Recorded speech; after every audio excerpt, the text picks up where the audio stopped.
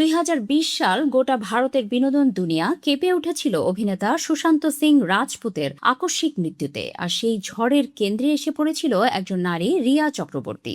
সামাজিক মাধ্যমে তীব্র ট্রোলিং, আইনি টানাপোড়েন, জেল জীবন আর মানসিক ট্রমা সব মিলিয়ে তার জীবন এক নিমেষে ওলটপালট হয়ে গিয়েছিল।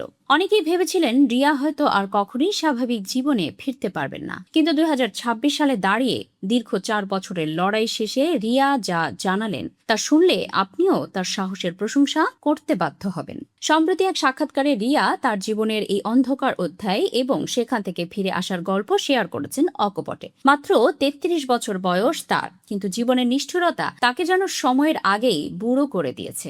রিয়া নিজেই মজার ছলে বলেছেন, আমার বন্ধুরা ইয়ার্কি করে বলে আমি নাকি 30 বছরের একটা শরীরে আস্ত এক 80 বছরের বৃদ্ধা।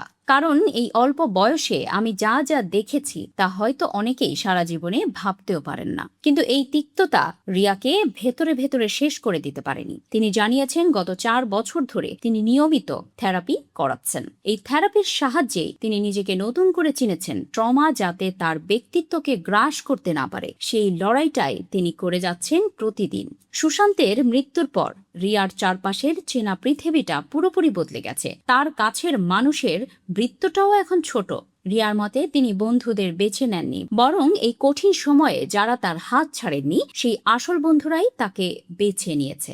মাদক মামলায় জড়িয়ে এনসিবির হাতে গ্রেফতার হওয়া, জামিন পাওয়ার পর আইনি বিধিনিষেধের বেড়াজালে থাকা, এত কিছুর পরেও রিয়া কিন্তু জীবন থেকে হারিয়ে যাননি। তিনি এখনো দয়ালু হতে চান, এখনো ভালোবাসায় বিশ্বাস রাখতে চান। রিয়ার ভাষায়, এই পৃথিবী কেন শুধু আমাকেই এই কষ্টের জন্য বেছে নিল?